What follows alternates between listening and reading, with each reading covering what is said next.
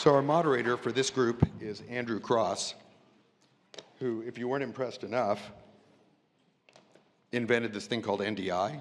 Any of you ever used that? Heard of it? But beyond that, has an amazing view of our industry. And the people on this panel are the people who drive so much of what the big ideas are all about. Take it away, Andrew. Good morning.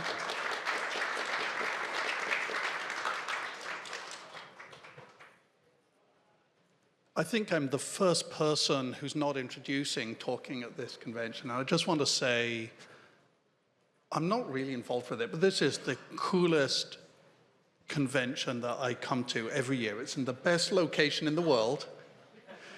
We're so lucky. Thank you for everybody who does this. I hope you all realize how lucky you are. This is amazing. So we're going to talk a little bit about building the big idea. I will use my phone, not because I'm texting, but because I wrote some notes. I think it's probably really good to just start with some introductions. So let's go along. Let's start with Brett. Tell us, see, we've got fans in the audience. It's awesome. He's been on a lot of planes for me. Do you want to introduce yourself? But I want everybody to end by just saying what their degree is in, because in talking before this event, we saw a very interesting correlation here. So Brett, do you want to tell us a little bit about what you do? Yeah. Hey, everybody. For those of you who don't know me, my name is Brett Axler. I'm currently lead the live technical launch team at Netflix. I've spent about 12 to 15 years at this point working in professional sports. However, I'm a theater guy. I literally landed my very first internship with the Philadelphia Eagles, go Birds, by complete accident. And I had a theater degree. And next thing I know, I was running water bottles and batteries, the RF camera operators in the field. And rest is history. I've EIC'd, I've launched NFL on 2 streaming platforms and worked for half a dozen teams. So weird how life changes. Anne? Yeah. So it was fun getting to know these folks when we were chatting and getting ready for this. I'm Anne Halkedis. I lead executive events programming at Google. My origins are from Philadelphia, so yes, go Eagles, thank you. So I actually also started my career in theater, and we learned that we had that in common. I studied theater and anthropology in my undergraduate days, and then that led later on to the, creating those staging experiences in the corporate world, which is what ultimately led me to Google, and I've been working there, gosh, over 15 years now. So, Heidi. Hello, everyone. I'm probably a new face for most or all of you. I am Heidi Quicksilver. I am the VP of Technology and the Chief Information Officer for the Computer History Museum. So I would like to welcome you to our building, and I hope you all have a great day enjoying everything here. My degree is in art history and organic chemistry. From the University of Minnesota. I've been working in museums for my entire career, so about 25 years.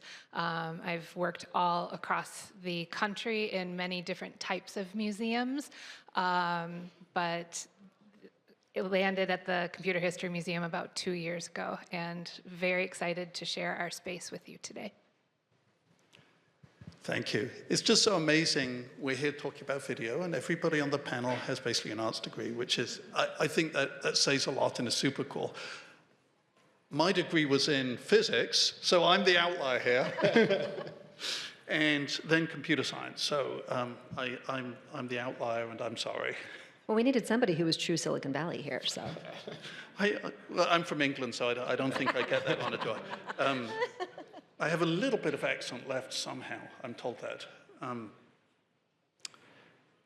Let's start with Brett. Brett, your whole career has been built on building, broadcasting, setting up, managing events worldwide. Can you tell us about kind of one of those that stands out in your mind, and kind of how did it get started? Like, what was the big idea that got it started? And how on earth did you get from the big idea to actually putting on the event, watching it happen, then sit back and think, wow, that actually just really happened? Well, I mean, football. Got to talk about football. So enough years in it at this point. I think the unique thing is I started my career working on the side of football that I think most people think of when you work in production, working in the stadiums, working in the trucks, working with the linear aggregators, and basically worrying about how do we get the program feed produced and how do we drop it off to let somebody else deal with it.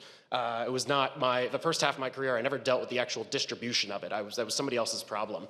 But the unique part is spending almost 6 to 10 years working in that area of the industry, it was really fun getting to learn the unique, almost well-choreographed ballet of things that need to happen in order for, say, like an NFL Sunday to happen. An NFL Sunday, you got 4 games in the morning, 4 in the afternoon. You've got the evening game, the Sunday night football game. That's 9 games on top of everything else happening in sports media that day. Anything else happening on television, everything that happened the day before with college football. You got the movement of trucks, the movement of people, just the sheer logistics. What happens when it's thundering and lightning and a Pittsburgh game gets delayed by 2.5 hours? It wreaks havoc on all the schedules. So there's a lot of things that need to happen, and I didn't even talk about what happens within the stadiums and just the sheer production and just the logistics of writing the scripts and getting talking heads in places.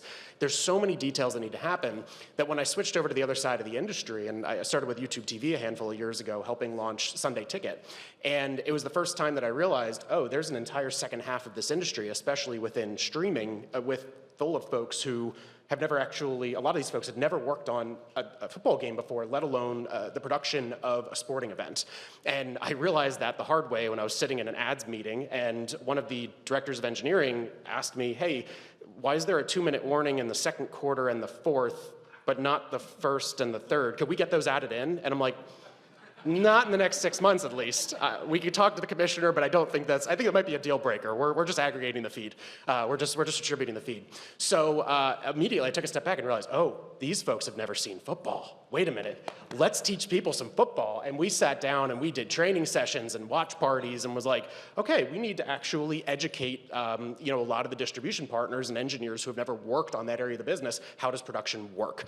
And that led to a really interesting series of the better half of 6 months, really educating the teams on what the basics of production are, what happens upstream of that program feed, and why certain things need to be the way they are. The last part I'll say on it is that the really rewarding part of it has been now with multiple companies helping launch the NFL on a streaming platform has been coming from legacy, I don't want to use the term legacy broadcasters in a negative way, I just mean coming from broadcasters that have had the feed for a lot of years, moving over to a lot of the tech companies like Amazon and Netflix and YouTube and these companies that are now distributing the feeds.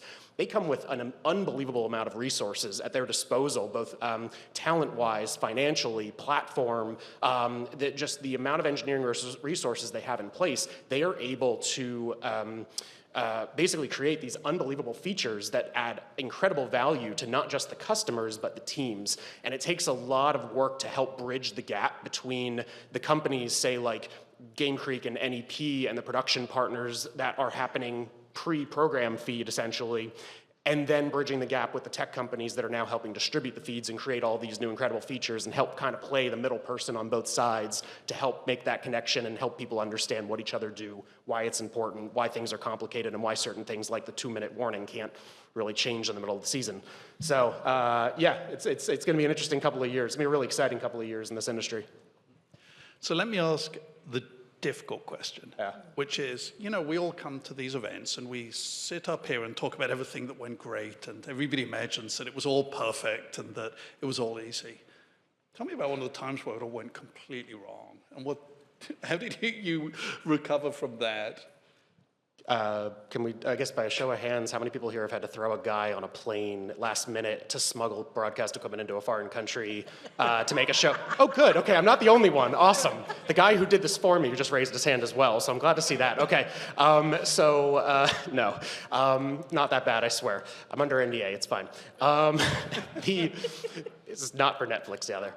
There was years ago, I was working on a production, Polystyle football tournament down in Sao Paulo, Brazil. For any of you who have worked in Brazil, you know it's a challenging location to get equipment in and out of. It was our third year doing the tournament. We figured, you know what, this year will be easy. This is the third time we've done it, no new features. That was my first mistake. Never assume anything's gonna be easy, especially when doing something in a foreign country.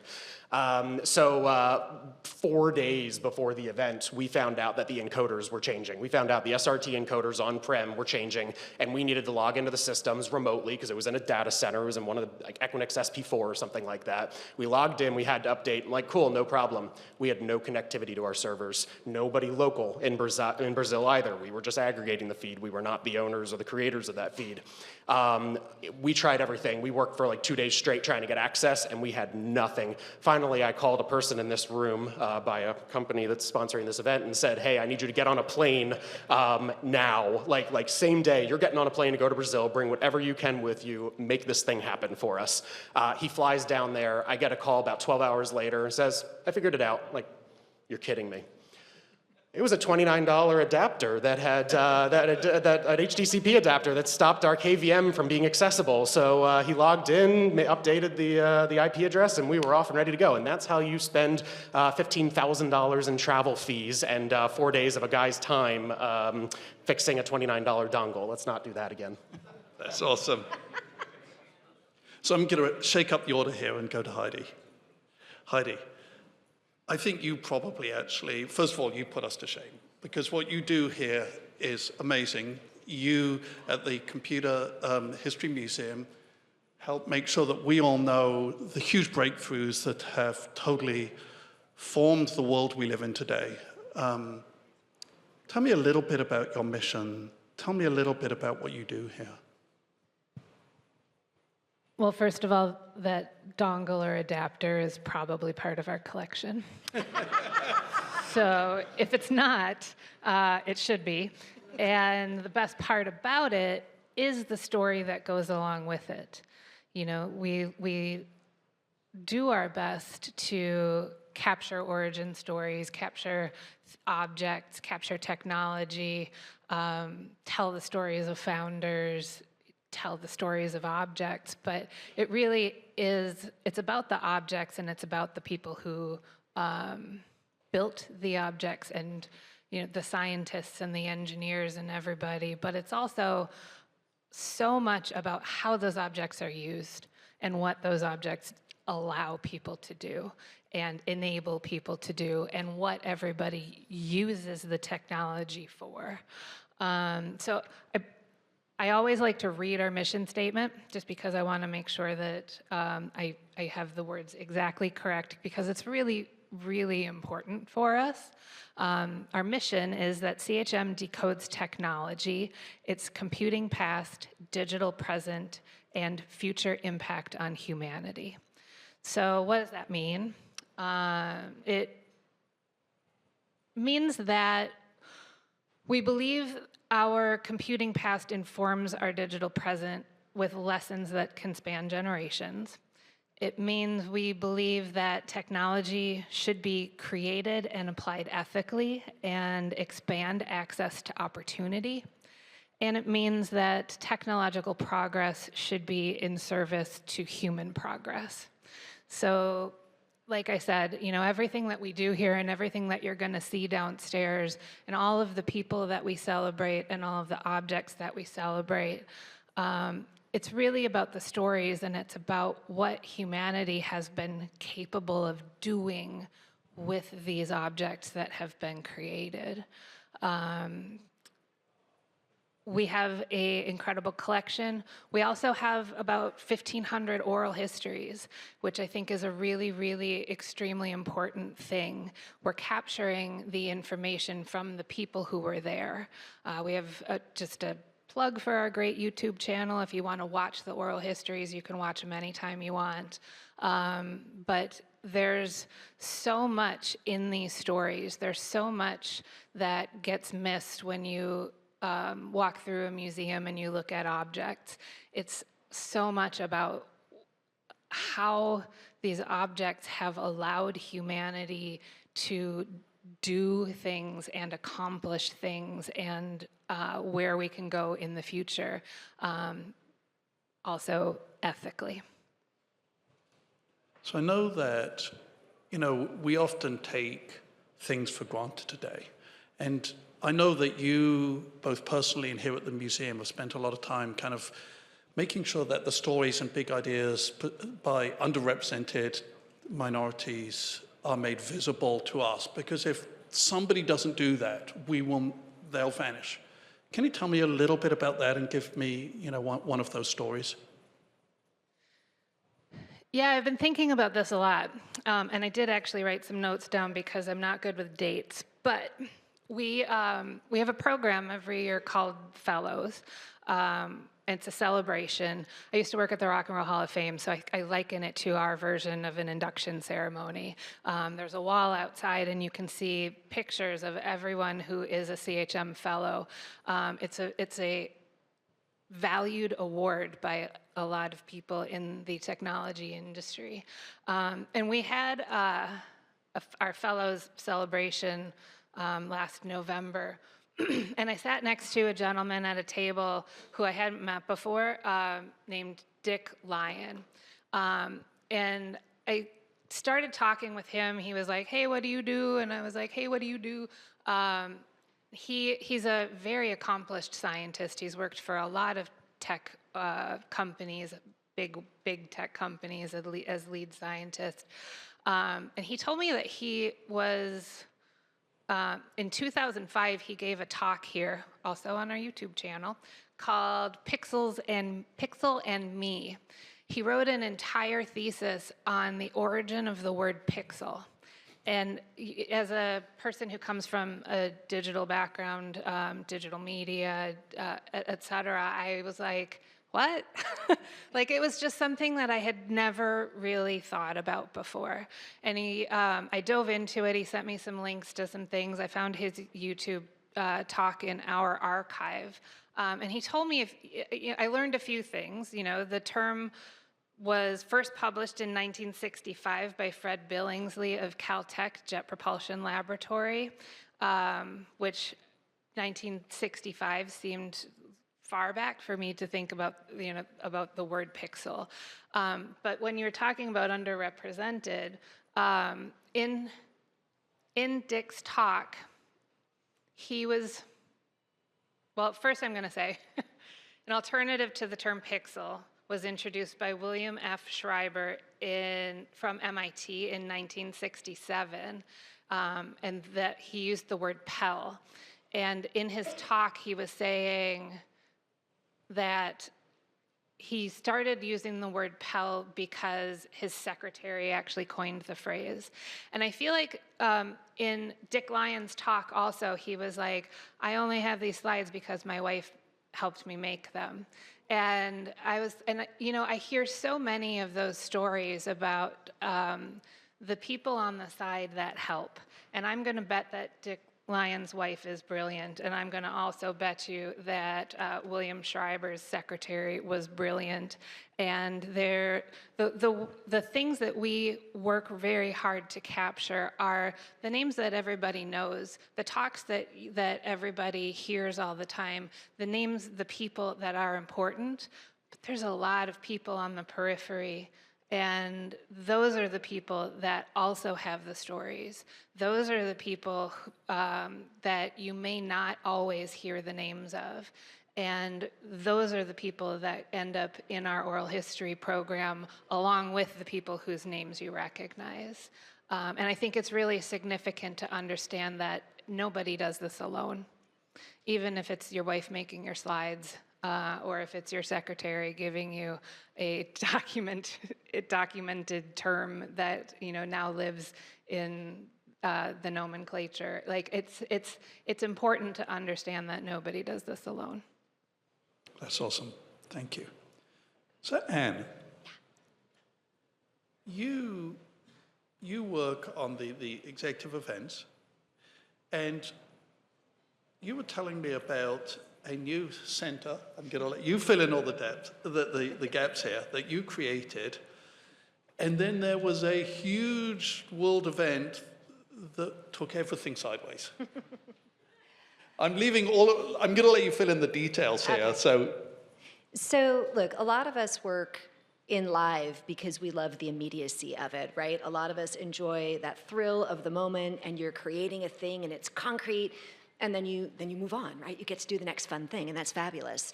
But these things have to happen somewhere. And through my work, I had the incredible opportunity to work on Google's first ever ground up build for an event venue, and that was phenomenal. And it works, look, real estate works at a whole different scale than technology, and that was a good lesson for me. I got to work, I was a small part of a completely amazing team, right? We have real estate executives like my friend Jeff Curry. We got to work with these world-class architects, Big and Heatherwick, and we had theatrical designers like Populous working on it. It was truly a stunning array of characters, many, many, many more.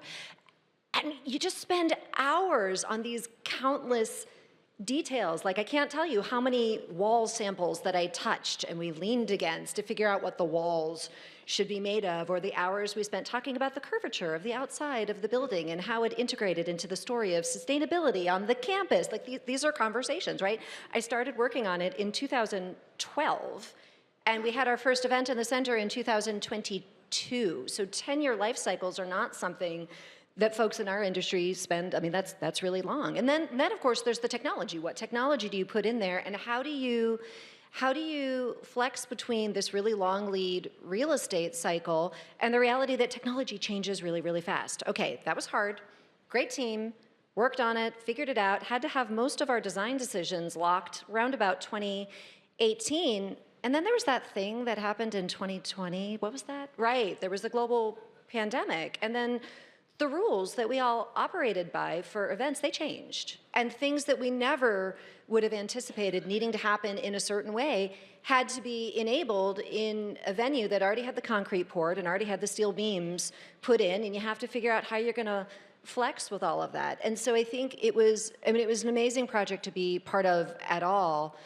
But learning the lesson that even with a massive long-term project that is this enormous ship moving in a certain direction, at the end of the day, it wasn't about building the venue, was it? It was about enabling a space to tell the stories, to enable the humans. I loved your focus on the human beings and the oral histories and bringing in that connectivity, because the venue isn't about the venue, is it? It's about what we can do in the venue. It's like the technology that we all work with. It's not for the technology, it's what that enables in terms of human experiences. And so learning how to stay flexible and adaptable, even when it feels like decisions are really concrete, no pun intended with the venue, it was an excellent opportunity, we'll call it. So 10-year cycles. We're used to live events where you show up, do a 1-hour event, and it's over. Wow.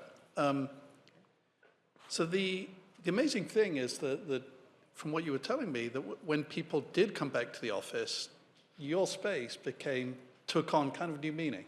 Yeah. Very interested in that.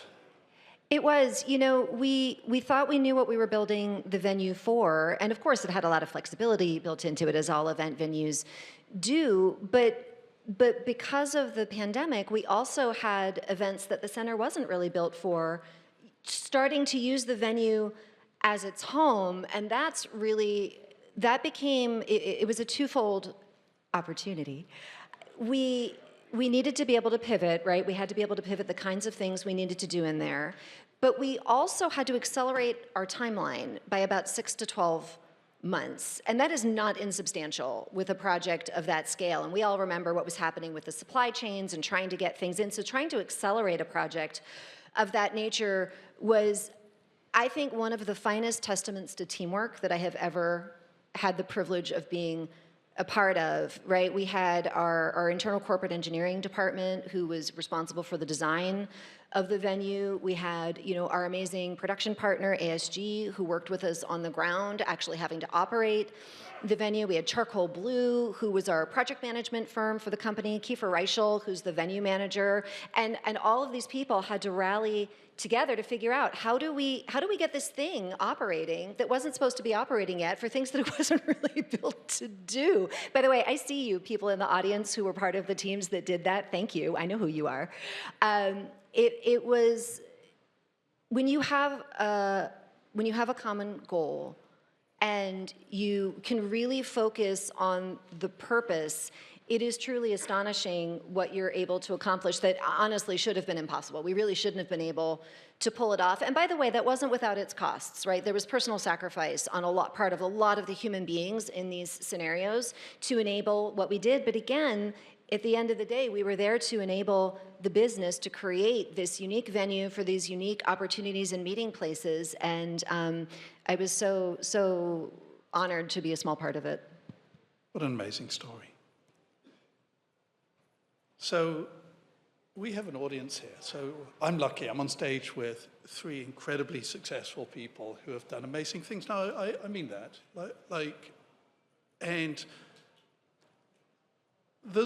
we've got an audience that I'm sure would love advice on. If you could give them one piece of advice, which is, what is the one thing to learn? If you could give them one piece of advice on how do you go out and make these big things happen, what would that be? We'll go down the line on this one.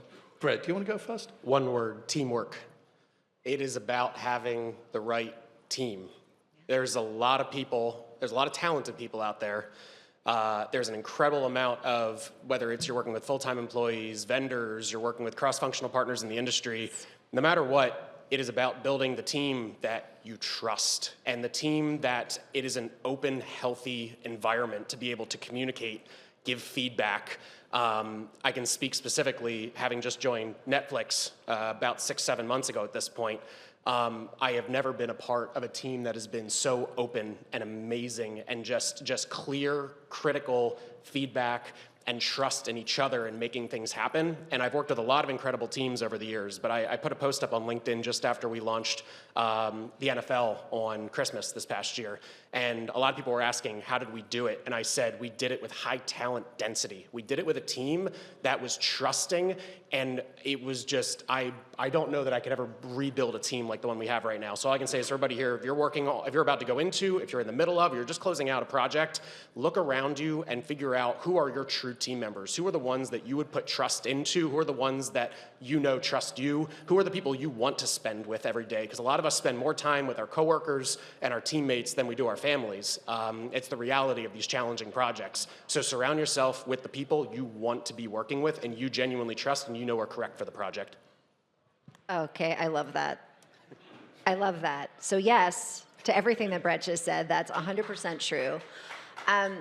I think for me, I have to think back to my mom instilled in all of us this real love and value on lifelong learning, right? So my ancestry comes from grandparents who were denied the opportunity for education in the countries they came from. And when you come from that, you really learn that education is a privilege and it's not something that everyone gets access to. And that love of lifelong learning is amazing. In fact, she used to say, she could be a really blunt person. She would say, if you're not learning, you may as well be dead. I mean, seriously, right? So that's something that I've tried to live through. And I'm pretty far along in my career at this point, and I'm actually just finishing up a year-long program at Stanford's Graduate Business School because I still believe that ultimately we have so much to learn. It's just amazing amounts of knowledge out there. But I'm going to couple that. I know you said one, but I'm going to do two.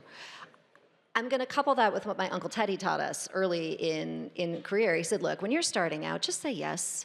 Just say yes to meeting people. Just say yes to opportunities. Don't think you're above it. Don't think whatever. Just say yes to opportunities. And I don't think that's just early career advice. So if you can marry those two together, right, if we can consider ourselves these lifelong learners and you can say yes to opportunities and to be open to new ways of doing things, it'll take you really far.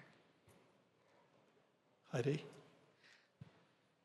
I want to build on what both of them just said. One, regarding teamwork, there's that saying, if you want to go fast, go alone. If you want to go far, go together. And I think that there is a huge amount of value in that. Early in my career, I had a boss who sat me down one day and said, Heidi, you're always 10 steps ahead of everybody, and you need to stop and wait for people to catch up. And when he said that to me, I was so mad because I didn't think I had the time to bring people along with me. And, the more I thought about it, I was mad for a while because I wanted to go and do and be fast and get things done and move to the next thing and the next thing and the next thing. Every single person that's on your team has value. Every single person is going to have a perspective. Every single person has a life that you don't have. Every single person has an area of expertise in their life that you don't have. And if you don't take advantage of that and you don't listen to that, then it's going to affect you and your life and your projects down the road. So that's how I would build on that. But to build on the education part, I really, really would stress develop your soft skills. Everybody in here needs to know the next technology and needs to know how your camera works and needs to know how the screen works or the video works or how to set this up or how to do that or all of the things around the technology. But there is so much to be said for educating yourself and developing the soft skills of how to work with people and how to communicate and how to listen, and if you're a manager, how to manage people and how to build relationships. And all of those things are equally as important as your technical knowledge. So I think those are my two. Thank you. I'm really glad I don't have to answer the question myself because I don't think I could have added anything. Literally, you covered it all. No, it's been such an honor. So cool that we got to come up here and you shared your ideas. It's just, thank you so much. Our time is up. There's going to be a new group of people to come and tell you about big things. Thanks, Andrew. Thank you so much. Thank you.